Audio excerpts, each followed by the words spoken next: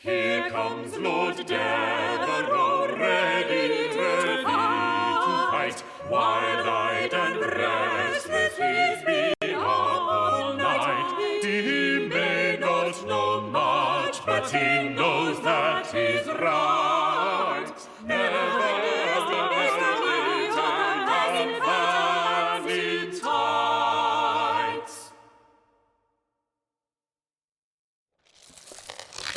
Give ye good morrow, my lord. I trust your lordship is well this day. Well? God's body! Am I likely to be well? I have been languishing under lock and key while all England goes to ruin. Yes. I did hear something of your arrest. I take it your encounter with the Queen did not go as well as planned. Nay, 'twas a disaster. I took the precaution of seeking an audience with Her Majesty just after dawn, to be sure I would find her alone. But when I entered her bedchamber, she let out such a blood-curdling scream it alerted the palace guards, who ran into the room and arrested me. But you were imprisoned in your York House residence, were you not? The fact that you were placed under house arrest and not imprisoned in the Tower surely speaks to the Queen's fondness for you.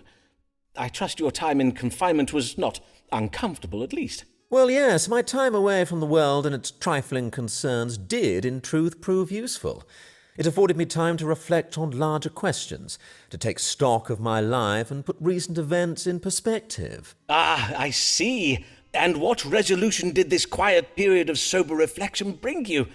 A closer relationship with God? Or perchance you are resolved to spend more time with your family? What? Nay!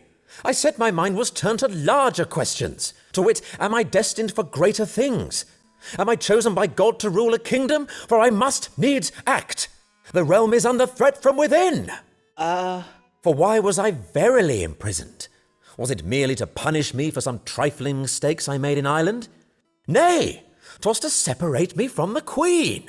Well, I imagine after discovering you in Her Majesty's bedchamber... Do you not yet see?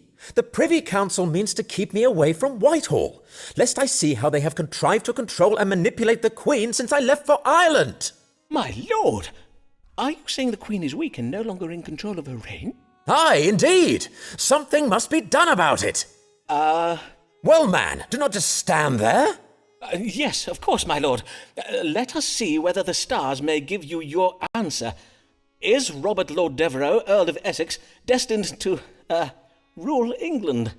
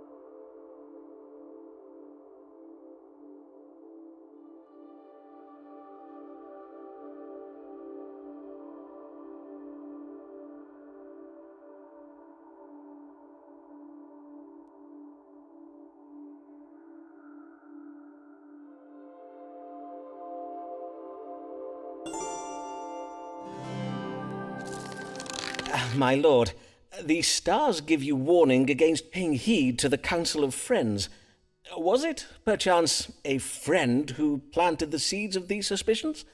To wit, your lordship's concerns regarding the Privy Council? Indeed, it was my friends who apprised me of the threat, but I see no reason to doubt them.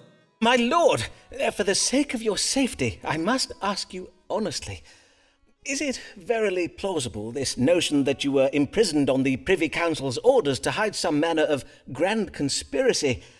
Or might the truth be far simpler, though harder to bear, that the Queen had good reason to punish you, and you are now vexed that you are no longer her favourite. Now, of course, I say this with the greatest respect and the greatest of... What?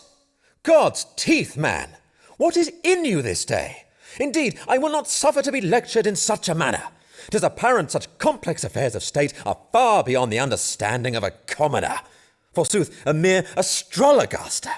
I bid you a final adieu, for methinks I will have no need of you henceforth. But my lord, My duty is clear. For the sake of the realm and the safety of its people, I must act without delay. Astrologaster.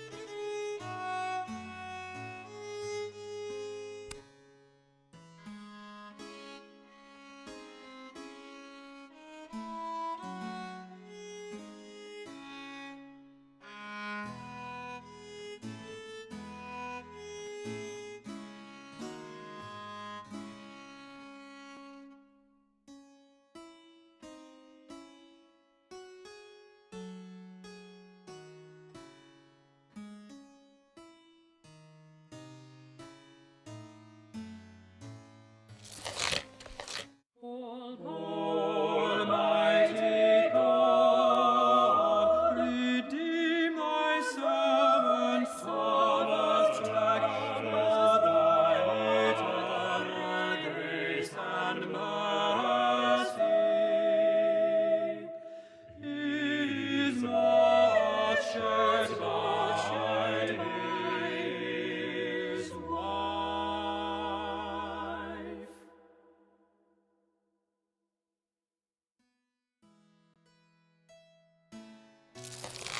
Good day, Dean Blarg. How now, good sir? I see you do ale of something. I do ail of something, foreman. Forsooth, I fear I am very ill indeed, for I tremble day and night with fever, and my face does itch and prick with pain.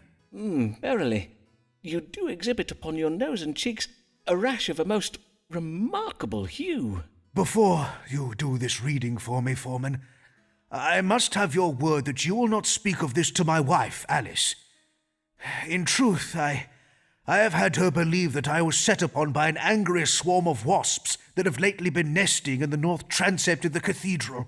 I do understand. A kind husband would naturally wish to shield his wife from any undue distress. Yea, that of course. And there be also the small matter of the promise I did make to restore the Blarg family fortune before I died, and thus not leave my wife and children to live in penury when I am gone. If Mistress Blarg were to think that I am gravely ill, it would provoke some awkwardness between us that I would rather wish to avoid. I take it then that your finances are also in poor health. Forsooth they are. And had you warned me that the Archbishop would never grant me the bishopric of Salisbury, perchance I may have acted sooner to recover them. I see. Well, as to your wife, Alice, be not afeard, sir. We doctors take querent confidentiality most seriously. As Hippocrates did say, testa Apollinum medicum secreta. Among other things. Now, mayhap we proceed to consult the stars on the matter of your condition. With what disease is my querent Thomas Blarg troubled, and how may he be cured?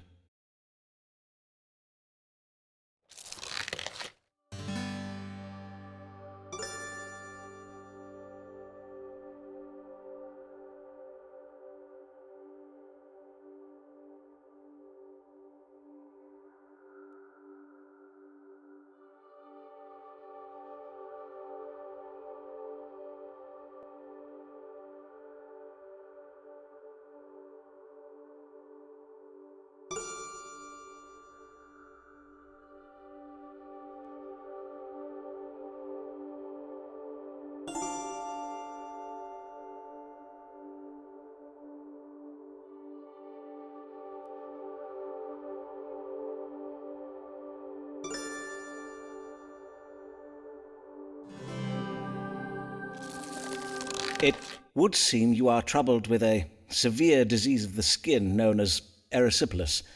It is quite serious, though you may find some temporary relief from the pain and fever by vigorously purging from your fundament. To induce such a thing, I do advise the consumption of a considerable quantity of prunes, or mayhap rhubarb. Of course, it does depend on the season. Erysipelas? Prunes? Oh, merciful Lord, if it be thy will that I should die, and if thou hast writ these mortal signs upon the stars, I beseech thee, have thy servant Simon Foreman speak the truth. Prithee, sir, I had not finished. Oh, my dear friend, I will not lie to you. Your condition is quite advanced. In truth, I fear you must prepare for the worst.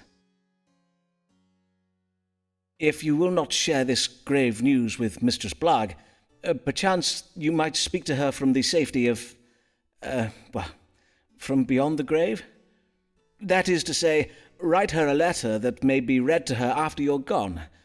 Your loving words, though thus delayed, may provide her comfort in her time of grief and destitution.